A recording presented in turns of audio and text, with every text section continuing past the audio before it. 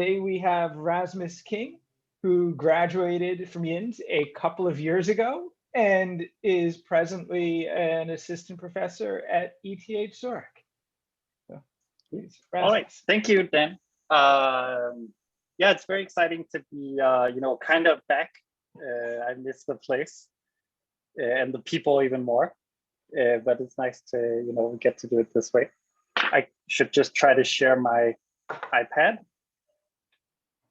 So I'll admit that this talk is kind of made with a somewhat technical audience in mind, but I don't have very strong feelings about how far we should get through it. So I think I would just really suggest that you should stop me and ask questions, and I would much rather that we understand what's going on than that I get through everything. But I'm going to talk about, I guess I called the talk a numerical analysis approach to convex optimization.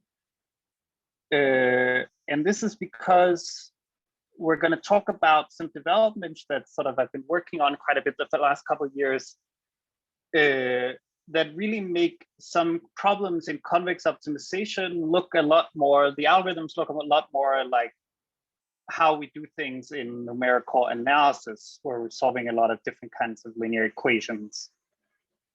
And this is kind of I think an interesting shift in perspective that we're still kind of trying to see how that's going to play out. So there's a few components to this, and we don't have to get through, especially the last one, because this is still very much under development.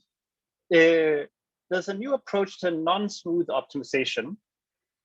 And then this leads to acceleration for non-smooth optimization of some sort. So we get some faster algorithms. And then it also does something very interesting as a special case when we apply it to flow algorithms, it seems. And this non-smooth, this should really be less smooth. It's somewhere in between smooth and not smooth. And that's really kind of at the heart of this talk, that there is kind of an underappreciated space of things in between smooth functions and not smooth functions. Okay, so I'm gonna just quickly recap how does all of convex optimization work. So we'll see how that goes.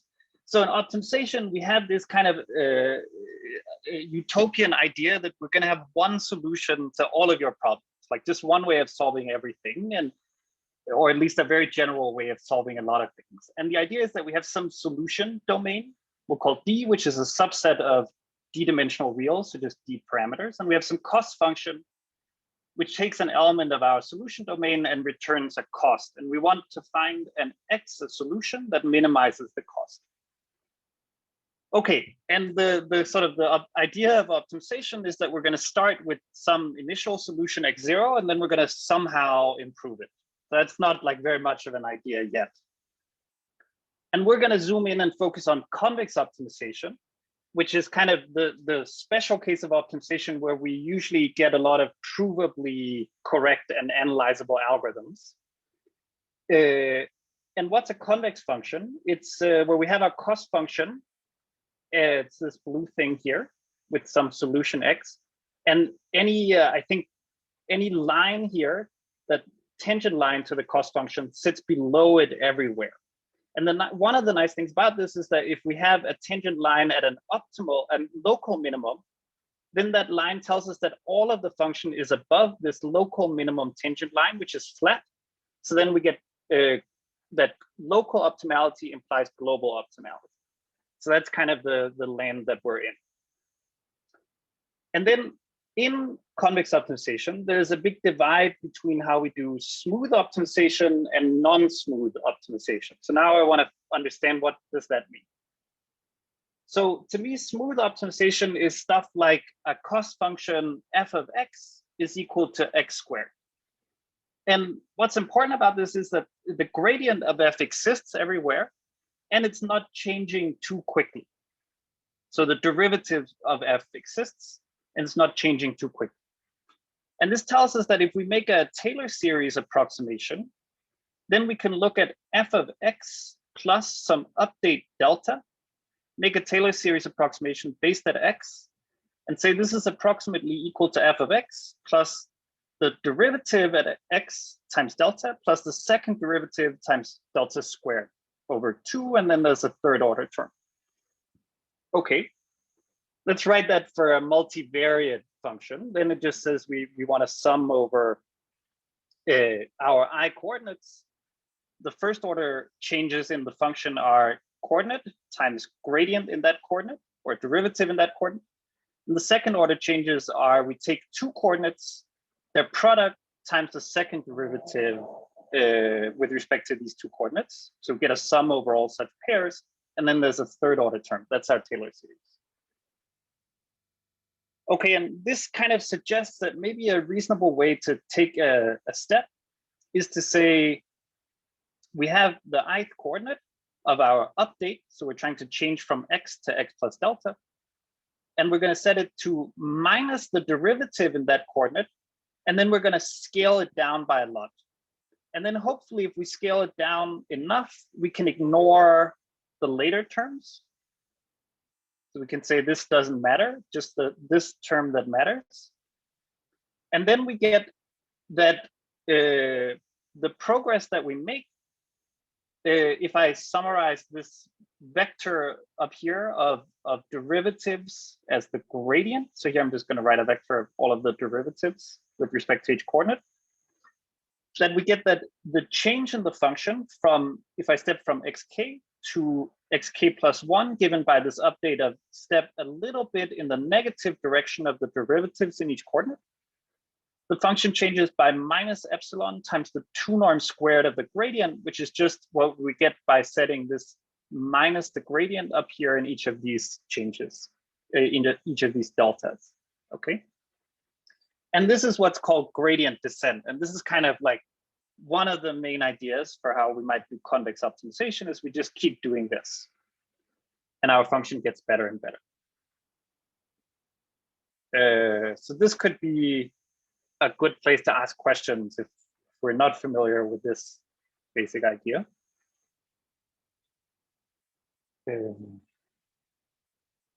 Okay. And feel free to interrupt me at any time also if I move on too quickly from anything. Now, what makes smooth optimization hard? Like when does this gradient descent type step work well? So here I tried to plot a smooth cost function with two coordinates, x and y. And this is kind of these blue curves here. And then I tried to plot some constant value curves. This is really challenging for me because that's the limit of my drawing abilities. We have a constant value curve of value 1 and a constant value curve of value 4. And then I took a look from above at these two coordinates and these constant value curves. And now we're going to try to look at what does gradient descent do. So gradient descent says, I start at some x0, then I take a step in the negative direction of the gradient. And this has to be orthogonal or perpendicular to the constant value curve. So it's going to be something like this, to some x1. Then I take another gradient step and I keep doing this. But if this shape is very elongated, then I'll do a lot of zigzagging along this steep direction of the function and only move slowly along the other direction. And this elongated shape then gives me the zigzagging, which makes things slow. Okay, so what can we do to help? One thing we can do is momentum. And momentum is the idea, roughly, that if we keep moving slowly in some direction, then we should accumulate speed in that direction. So if all of our steps drift in some direction, let's accumulate some speed in that direction. That's why we call it momentum. And you can analyze this, and it gives what we call acceleration, which is a way of saying the algorithms do in fact get faster if you do that. Okay, but there's another thing we could do, which is instead of only using the first term in our Taylor series expansion, we can also start using the second term. And this is what's called the Hessian. That's just the collection, the matrix of all the pairwise derivatives. And now if we write our Taylor series of f of x plus delta, I'm going to summarize it down here as f of x plus the gradient at x dot delta plus, and here this delta squared f of x is the matrix of all the pairwise derivatives, which is what we call the Hessian, pairwise second derivatives. And then we do a quadratic form in that matrix, then that gives us this second order term. And then we could try to take a step that makes this function small as a function of delta. So that might be a good step. And that's called a Newton step.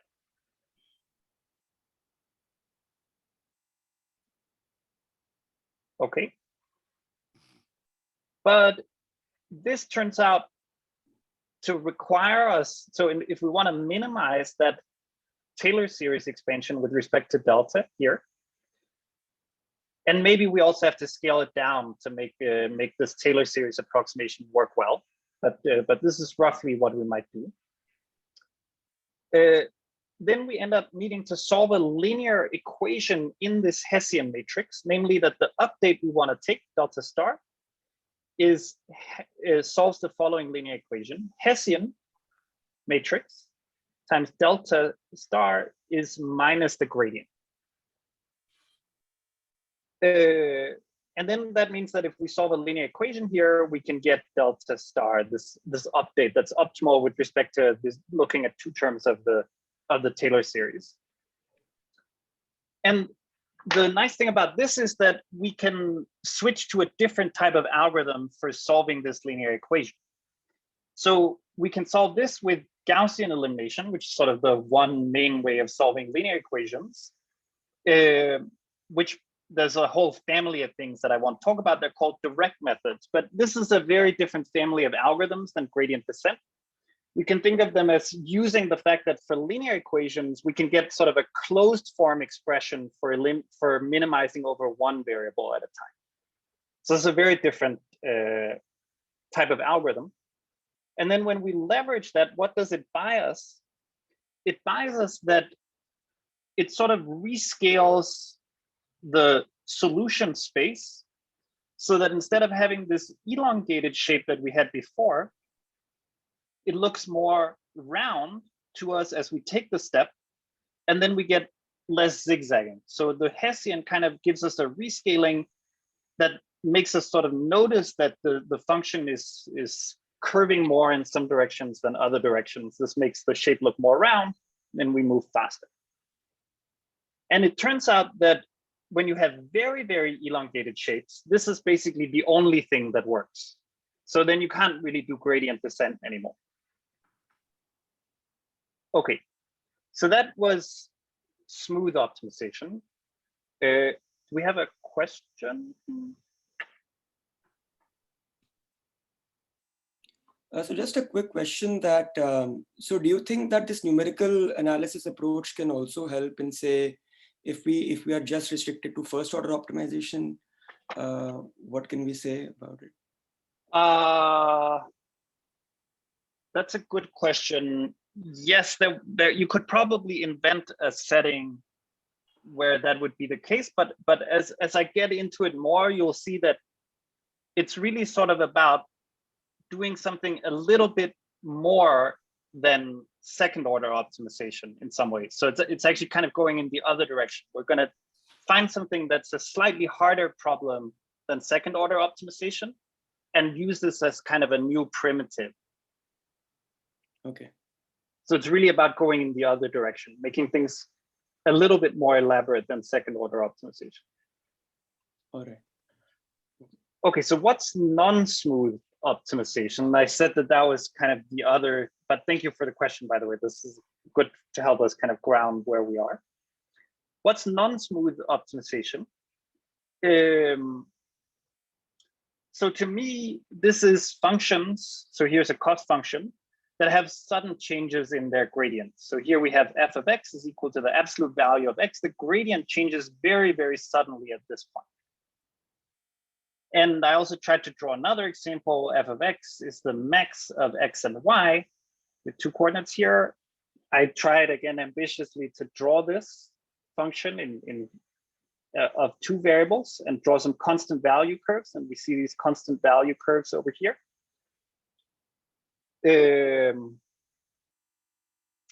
So So these functions both have very sudden changes in their gradients. So if I look at the derivative of f of x absolute value, it's just -1 for a while, and then it jumps and becomes +1. And this is a problem in itself. The gradient is changing suddenly. There's another problem, which is that we get very little information from the gradient in high dimensions. So for example, think about f of x is equal to the max over I of xi. Usually the gradient of this function is non-zero only in a single coordinate. And that kind of means it's not going to give us a lot of information if we're trying to do gradient descent. Okay. And then, by the way, so these two things kind of mean that gradient descent is harder to use. But also on top of this, you still inherit all of the problems that you had in smooth optimization. You can still have a very elongated shape here. So you have new problems, but also all the old problems. So how do we fix this problem of a sudden change in the gradient? So for this, we're going to look at the max function. And we have here, I gave up and I plotted it in Mathematica. And then one of the main tricks is what we call smoothing, which we can just, for example, think about replacing this function with a smoother version, which we can get by taking the log of the sum of the exponentials of x and y. So this kind of behaves a lot like max, but it's a little bit smoother in terms of its gradients, no sudden changes. And then you can start to apply gradient descent. But there's a problem here.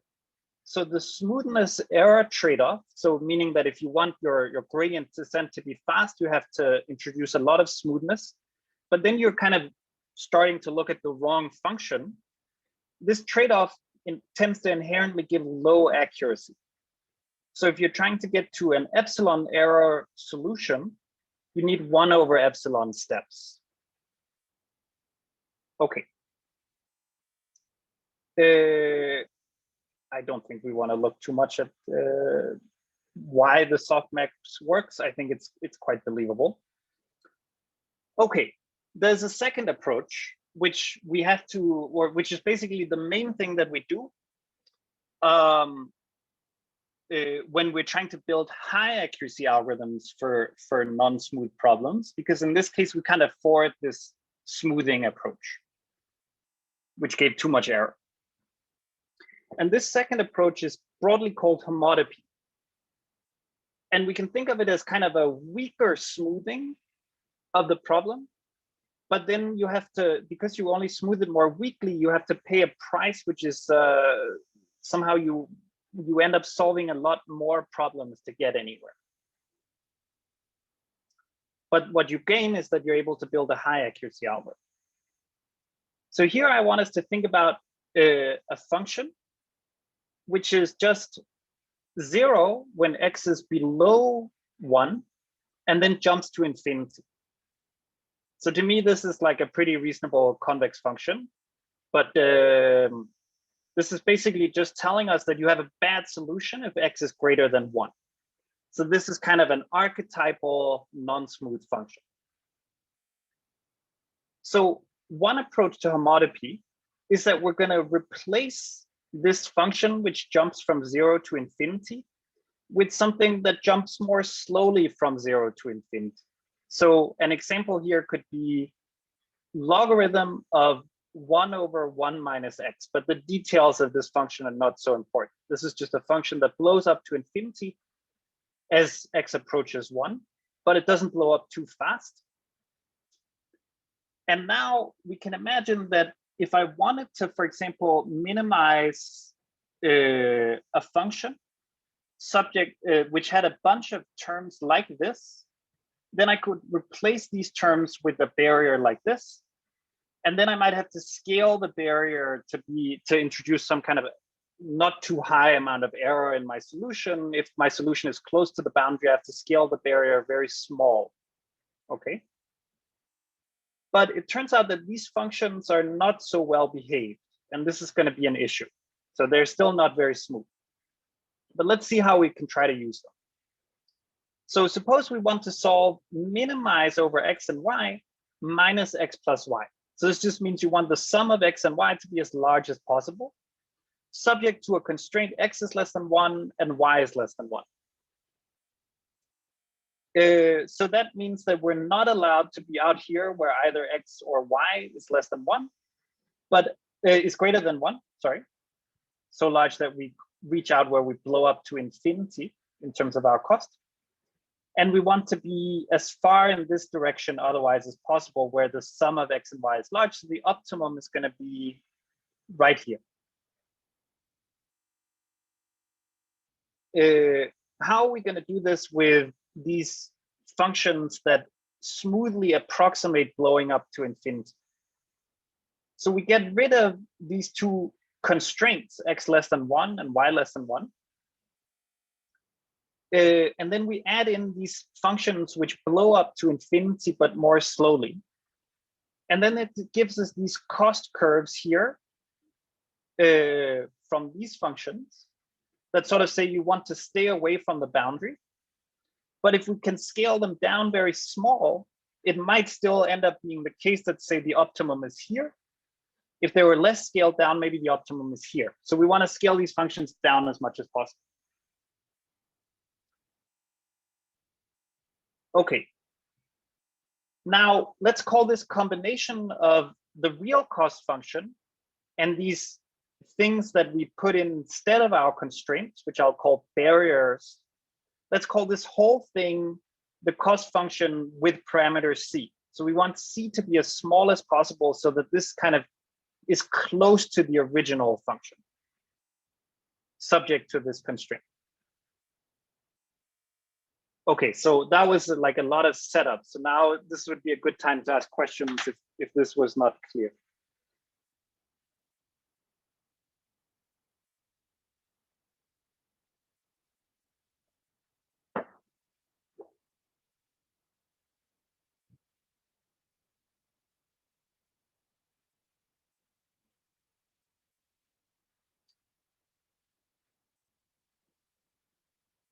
Okay, I'll go on, but feel free to stop me anytime. So now, yeah. So yeah. I missed the first part of the talk. I mean, just 5 Yeah. minutes. Is there any randomness here? Is it just the first step, or are you randomizing as you go? There's no randomness here yet. Yeah. Oh, okay, not yet. Okay, okay, great. I mean, actually, I won't really talk about randomness very much in this talk at all. But you can combine this with randomness in some ways if you want. But okay, okay, great. Thank you. Yeah. Sorry. Yeah, no problem. So now the picture that we should have in mind here is, roughly speaking, that we have this boundary where our barriers blow up to infinity to tell us we're not allowed to cross it. But the barriers, other than telling us that, are kind of giving us the wrong information. Like they're telling us to stay away from the boundary a little bit too much. So how are we going to deal with that? And we have this parameter c where we would like to scale the barriers down as little as possible so that, like, instead of, for example, this green function here, maybe I can scale the barrier down. Okay, so this is what homotopy does slowly. So it starts with one value of this barrier. And it turns out that when this value, the barrier is allowed to be very large, this problem we can sort of solve for some weird reason that we won't go into. But you can just assume that initially you can solve the problem for some very large value of the barrier that blows up very big. So now we have the optimal solution to some initial version of our smooth problem with a very large barrier parameter. So it's not very much like the real optimization problem that we care about. Then we're going to scale the barrier down a little bit, which changes the optimization function. So it looks different and is closer to the real problem that we care about. And now it has a new optimum. And the trick is going to be that we'll use a Newton step to go from the old optimum to the new optimum. Okay. And then after we found the new optimum with a couple of Newton steps, we changed the barrier again, new optimum, new barrier. And then we find that one with another Newton step, and we keep doing this until we get to the some xt, which is very close to the true optimum. So we scaled the barrier down a lot. And as I said, each step from some, say, x0 to the next optimum x1 is going to happen via a Newton step. And the reason is that these functions have this very, very extreme elongation. So they have very, very, like, they're smooth functions, but they have very different gradients in different directions. And so we can't really deal with them with gradient descent. Okay, so the Newton steps is we make this local quadratic approximation to our function, and then we try to minimize that, and maybe we repeat this a few times. Make a local quadratic approximation, minimize that, and then we very quickly get to the next optimum, but only because we didn't change the functions very much. So we're not allowed to change the barrier parameter too much, otherwise this won't work. Okay, and now we're gonna kind of try to get a sense of how much can we change the barrier parameter. This is gonna be very informal. But roughly speaking, we've created these functions which blow up to infinity at this boundary of y greater than 1 or x greater than 1. And then they have some minimum over here in the middle, assuming maybe I add a last barrier that blows up if x and y are too negative. Okay, so the minimum is somewhere in the middle. Now, by the way, here I showed a plot of really these two barriers plus this objective function that wants to go towards the sum of x and y is large, okay? That's this thing. Now we're looking at this from above. So these are constant value curves of these barrier functions plus the objective, which was try to make x plus y big, okay? And that's minimized here. Now we're trying to approximate this with a quadratic function, which means it has to look like a sort of a bunch of ellipsoids. And this really gets at the problem, okay? So because these ellipsoids are gonna kind of be changing much more quickly when you move in the direction of many constraints at once versus when you move in the direction of just one constraint. So because the ellipsoids do this, this ends up with a very elongated shape where the function is growing too quickly, our approximate blue function, in the direction of many constraints relative to how quickly it's going in the direction of one constraint. And so there's kind of, for example, here I looked at a particular constant value curve of my local approximation, and where it's close to the boundary, it has a very small gap, this close to the boundary constant value curve, in the direction of one coordinate, but a very big gap in the direction of two coordinates. And the ratio between this big gap and the small gap is going to be the square root of the dimension. And this is really because a ball approximates a cube up to like a factor square root of dimension. Like that's the difference between like how close the cube, how close does the ball get to the boundary where it's nearest the boundary of a cube versus where it's furthest the boundary of a cube.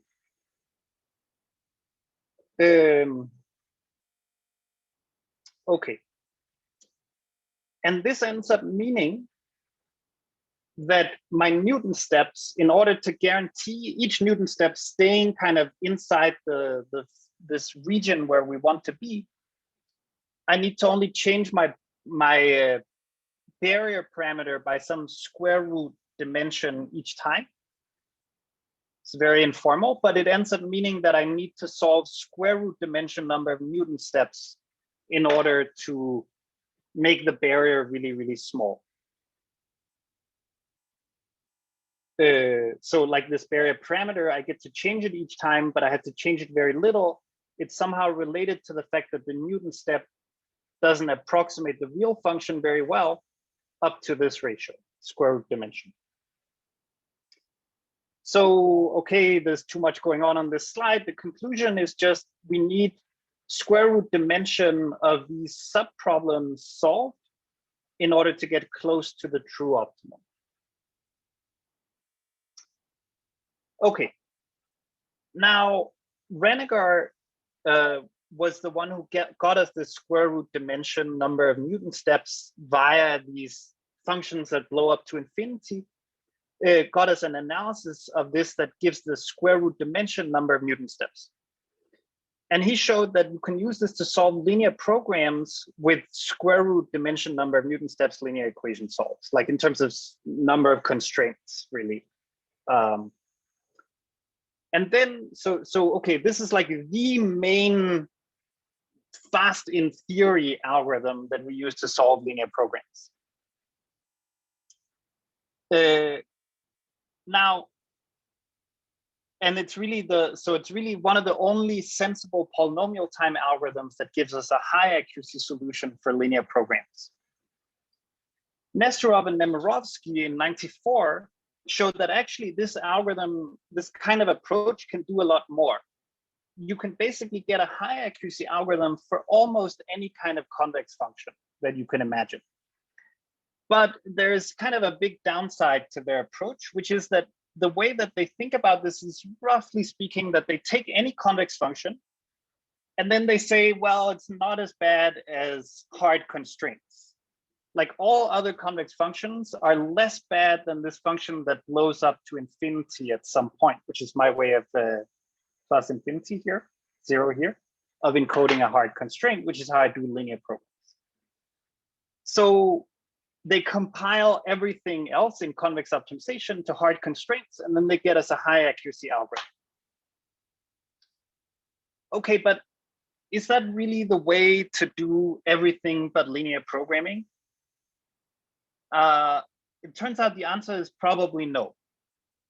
So now we're going to look at functions that are a little bit less wild than, say, for example, absolute value of x. And to me, this is things like absolute value of x power 1.1. This still is a function with a very sudden change in the gradient, but it's somehow a little bit smoother than the absolute value of x.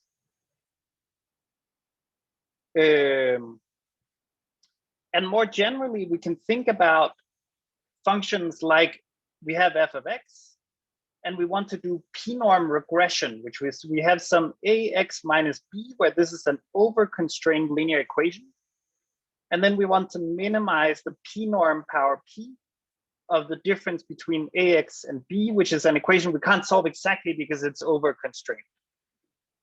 So this is like, if p is somewhere between 1 and infinity, this is a very reasonable kind of less smooth problem. And the closer p gets to 1 or infinity, the more non-smooth the problem is.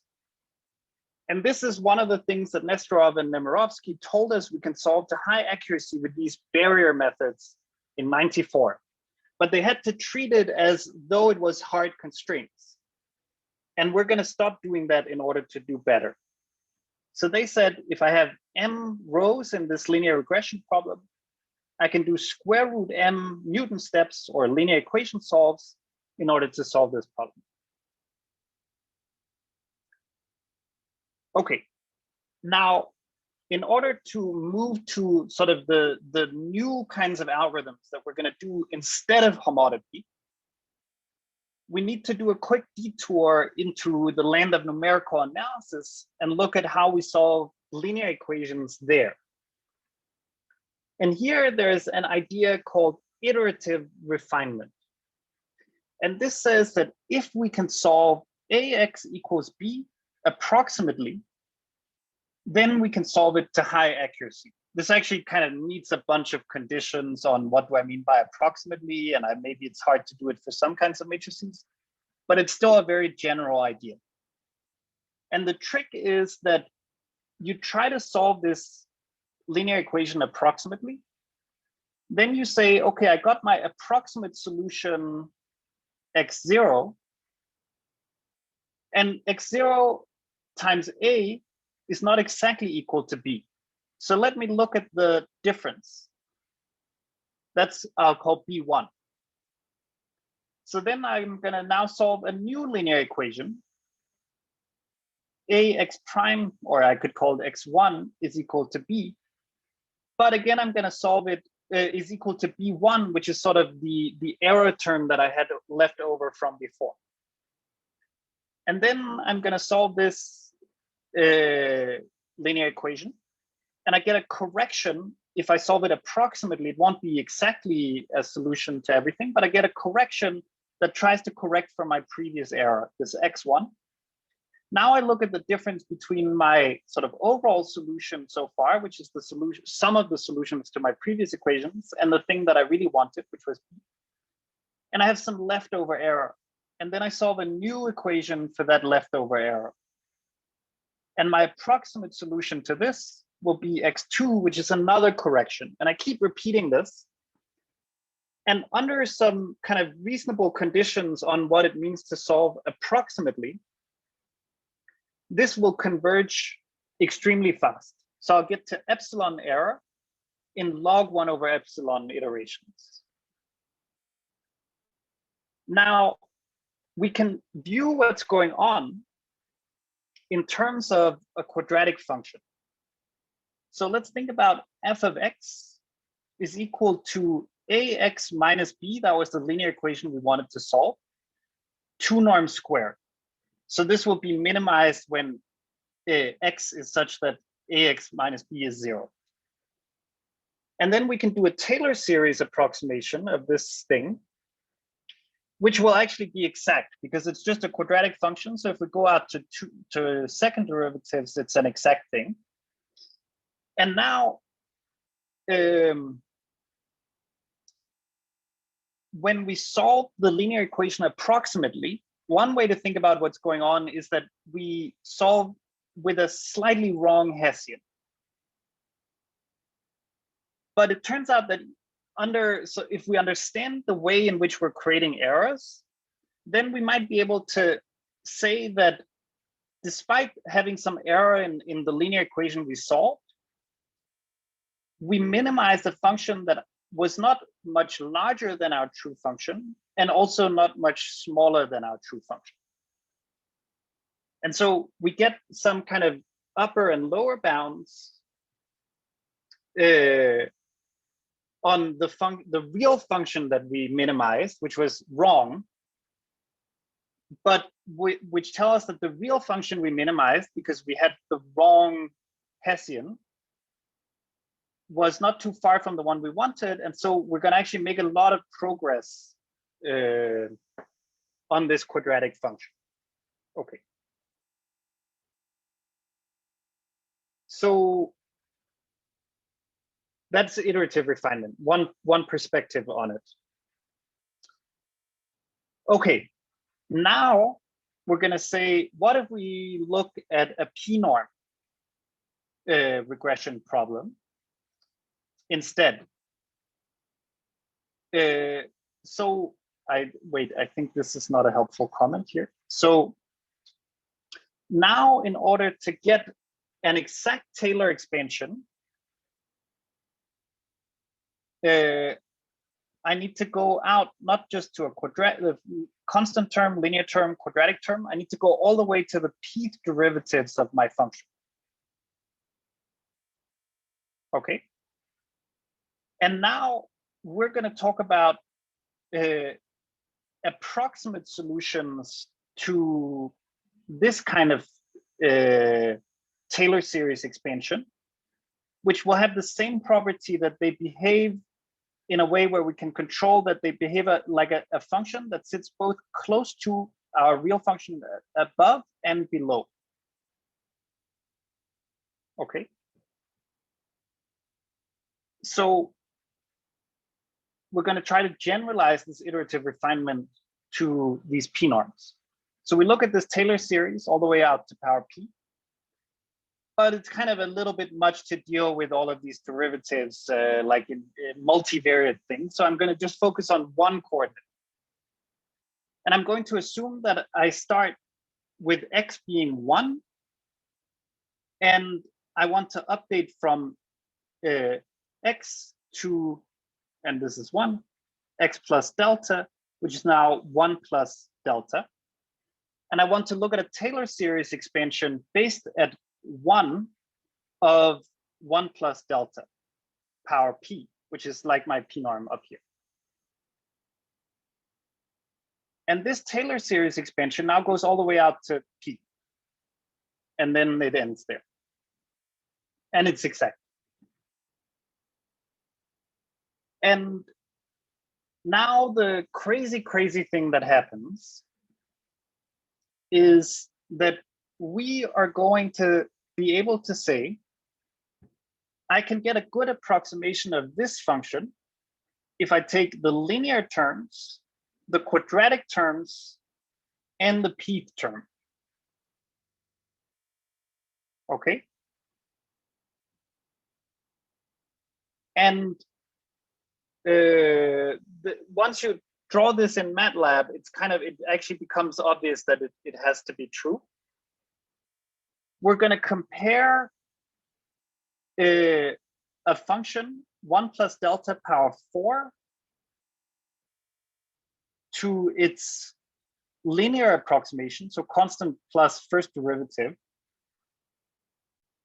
and then look at like what's the difference between these two. And this locally, just because we're doing like a Taylor series to a smooth function, locally it has to have some quadratic behavior. And far out, it has to have some fourth power behavior. And the question is like, how wrong is it somewhere in the middle? But it can't be like super wrong. So now we're gonna say, let's approximate this by adding a quadratic term, this difference between our real function and our linear approximation to it. Let's approximate it with just a quadratic term and a power 4 term. Okay. And now it turns out that this gives me two functions in a slightly obscure way that sit very close to the true function.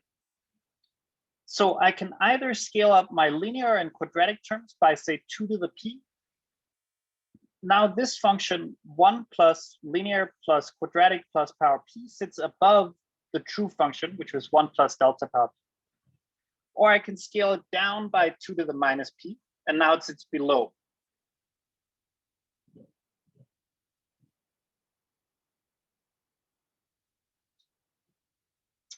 And this is a global approximation to this 1 plus delta power p everywhere in terms of these two functions, which just differ by a scaling in front of these non-linear terms.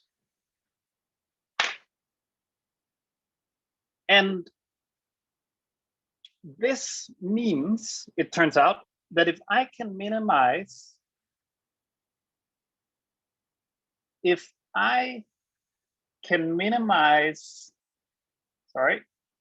minimize this, I get, say, 1 over 2 to the p, 1 minus 1 over 2 to the p factor closer to the true opt value.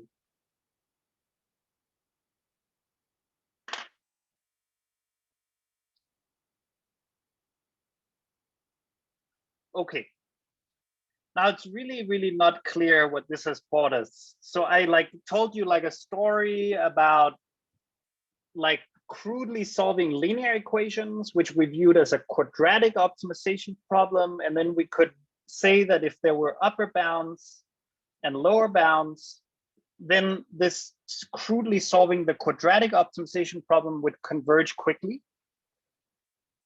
Now what I'm saying is that if I can crudely solve, because it suffices to solve these problems crudely each time, if I can crudely solve this problem, which has linear, quadratic, and power p terms, I can make very fast progress towards the optimum of this 1 plus delta power p, this p power function.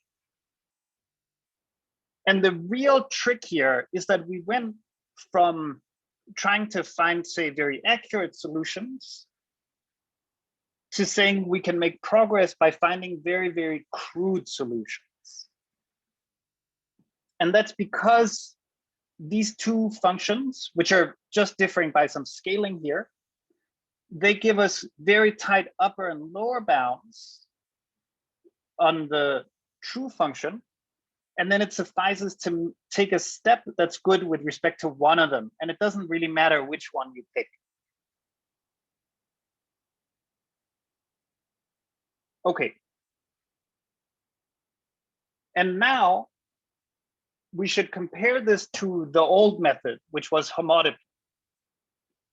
And the huge difference that we got was that whereas homotopy used quadratic local approximations to a function, which had to be very, very wrong because like a quadratic function doesn't blow up to infinity, whereas these functions we were trying to approximate did blow up to infinity. Now we're not using local approximations anymore. We're getting global approximations. And so where over here we needed square root m, that was like dimension, let's say, square root dimension.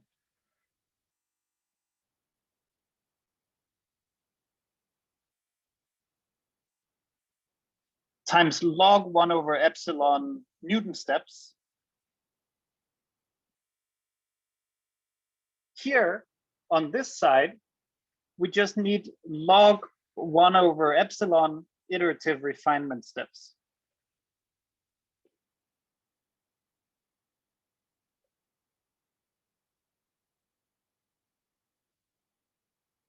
To do ax minus b p norm power p.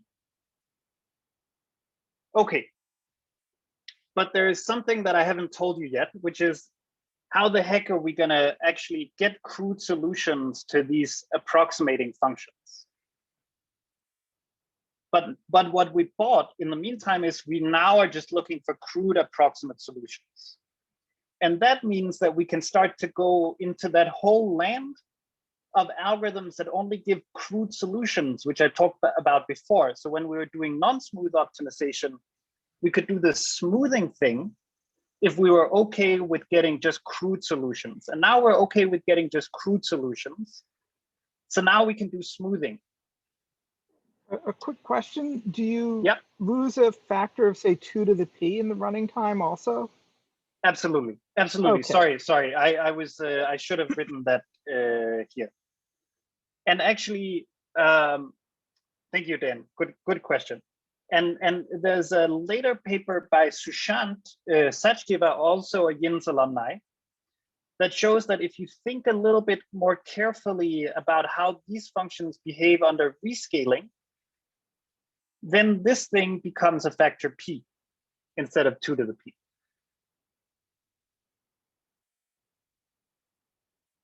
Okay, and this, I think I already said it, so you don't have to parse this slide. It tells us that we do 2 to the p log 1 over epsilon iterations to solve of this iterative refinement to solve ax minus b p norm power p to high accuracy. And each iterative refinement step requires us to do an approximate minimization of a linear plus quadratic plus powered p term. And this was in SOTA 2019 with Diksha Adil, Sushant Sachdeva, and Richard Peng. Okay, but I didn't really tell you, and I won't say that much about it, how do we take the iterative refinement step? But the key trick is that now we have access to smoothing in some sense.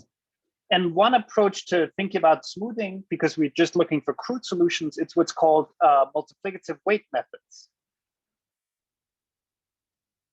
But in multiplicative weight methods, it turns out there are ways to do acceleration, which in this world is called width reduction. So a way to make your crude algorithms go faster. And the breakthrough work here was really Cristiano Kellner, Madri Spielman Teng in 2011, which gave a multiplicative weight method for solving what's called maximum flow. And so it turns out that we can further develop this algorithm, which was, by the way, used to crudely minimize something that looks a lot like AX minus B infinity norm. And then we can make it instead do AX minus B 2 norm squared plus AX minus B P norm power P, stuff like that. So things that combine 2 norms and P norms. And we can still get there. And now we need some linear equation solves to run this method.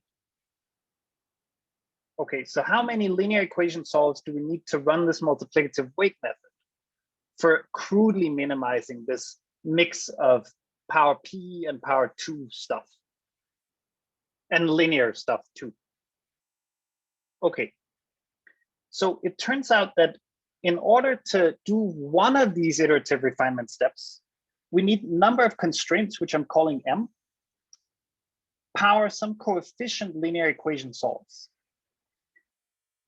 And this coefficient is a function of P that it's very nice. It goes to 0 as P goes to 2, which corresponds to the fact that iterative refinement when P is equal to 2 is super, not iterative refinement, sorry. Linear regression can be done with a single linear equation is the way we should think about it. Now, as P gets very large, the number of linear equation solves that we need approaches 1/3, an exponent of 1/3. So we need M to the 1/3 linear equation solves. And the same as P gets very small. And then I should say I'm hiding a factor 2 to the P here. Again, so we can't really take P going to infinity. And this in an iCalc paper, we can get down to a factor P. So that's kind of a side note, but P is the right thing here. So P cube root M linear equation solves, or much less if P is close to 2. Okay, but the main thing that you should remember is that this used to be square root M before, and now it's always better than cube root M. So that was a lot of work, but we got to sort of a fundamentally different kind of way to build high accuracy algorithms for a big class of convex optimization. And I think let's take questions. You know, for Dan's sake, I will just mention that there's a very weird indication that if you believe a certain heuristic lower bound, maybe this whole curve is basically optimal. And by the way, if you then believe that this, you can get rid of the P in this M to the 1/3 times P linear equation solves, then you would get linear programming, which is P equals to infinity, in M to the 1/3 linear equation solves, which matches another heuristic lower bound due to Dan and also Madri independently.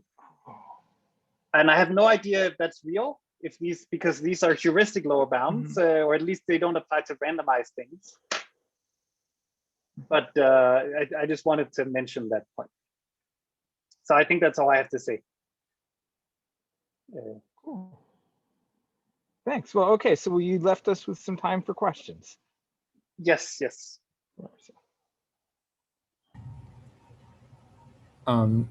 Hi, Rasmus. Thanks so much for the talk. Really interesting. I guess I just have sort of a clarification. Yeah. So sort of in your original example, where you had right a hard constraint on X and a hard constraint on Y, and you had two barrier functions that you were adding together, right?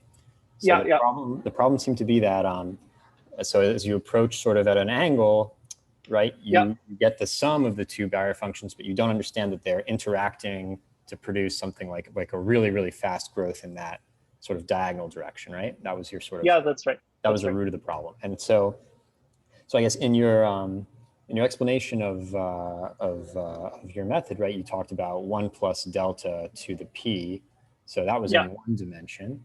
But now when you have actually multiple dimensions, you don't just have d delta raised to the p, but let's say you have delta x and delta y, you would actually have like some kind of a cross term, right, with a high power, right? Yeah. So this has a lot to do with why, it's a very, very good question.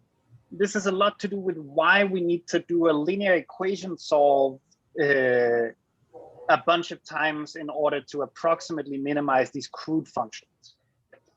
So you can think of the crude functions look something like a whole bunch of like some linear terms in delta times some coefficients, let's say alpha I, some quadratic terms in all of our like products of things, let's say beta ij, and then some power p terms in something. So like you might think like there are a whole bunch of indices, right? Okay. But what we sort of do instead is that we say you start with this function, then you turn this into y as a constraint, y equals ax minus b. Then you think about y p norm power p, which is now sort of like just a, there are no kind of cross terms in y. Right. And then you do your approximation to this thing. So like say, if you think about this is y0 plus delta, then you do your approximation to y0 plus delta coordinate wise. And now you try to minimize after this coordinate wise approximation. So coordinate approx. Then you try to minimize with respect to delta, subject to some constraint that will end up being a delta equals 0. And now when you are trying to minimize this coordinate function subject to this constraint, it turns out that your Newton steps sort of buy you that things still work subject to a constraint. Okay, like so maybe another way to phrase this could be like, what was Dan's algorithm doing? Dan's algorithm was actually solving a problem that, if we ignore that it was designed for flows, was precisely minimize x infinity norm subject to a constraint ax equals b. So I was really hiding the fact that Dan's algorithm is about minimizing an infinity norm subject to a linear constraint. And then, so I shift all of that into like, there's a linear constraint, and after that it's coordinates. Like no interactions in the coordinates. In a very hand-wavy way then. So then you avoid the need to have any cross terms at all, right? In that. Yeah, yeah. And somehow the Hessian direction gets corrected by the fact that you're imposing this constraint instead, rather than by some cross term. Okay. Yeah. But that's a great question. Okay, thanks. Thank you.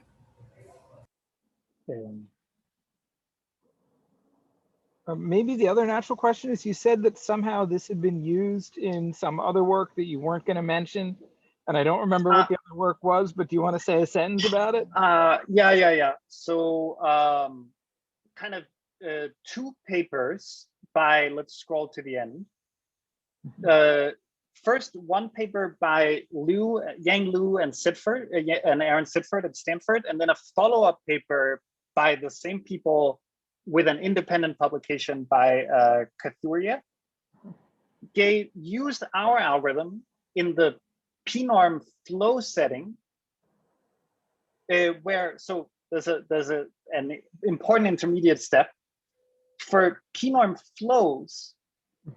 We've been able to push this much further by not relying on this multiplicative weight algorithm to solve the crude question in nearly linear time, or almost linear time, I should say. But only in unit capacity graphs. And here unit capacity means with respect to the P norm, the 2 norm can have whatever terms you want. So you can have like all the quadratic terms you want on your flows. Then you can have a flow power P.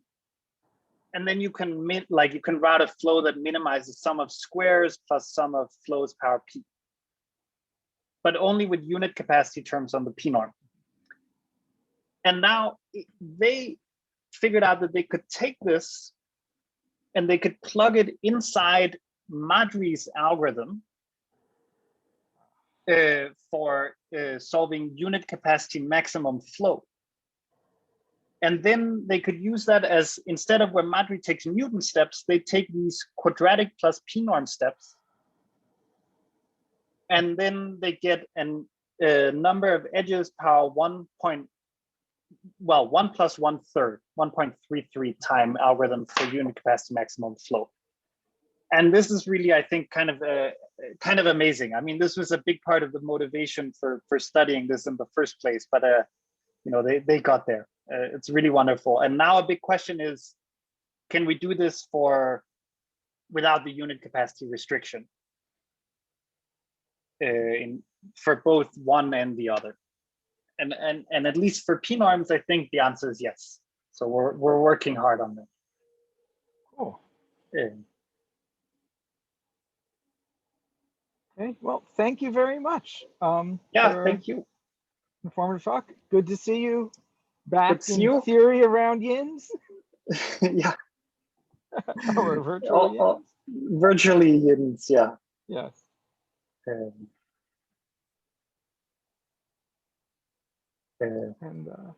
we love seeing okay. you, Rasmus.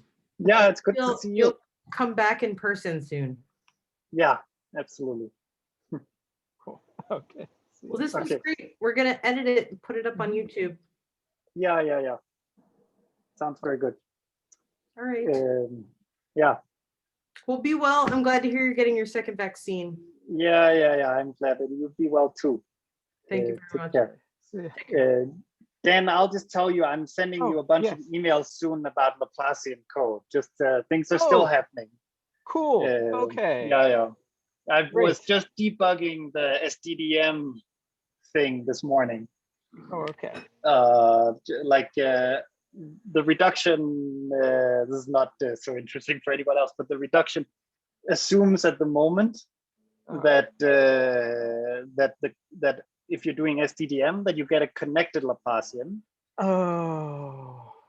Yeah, there are all sorts of issues if it's connected or not. Yeah. But I'm not sure if that's important, but I'll tell you a bunch of other interesting things. Okay. Yeah. Cool. Okay. Okay. Yeah. We'll be in touch soon then. See ya. Yeah.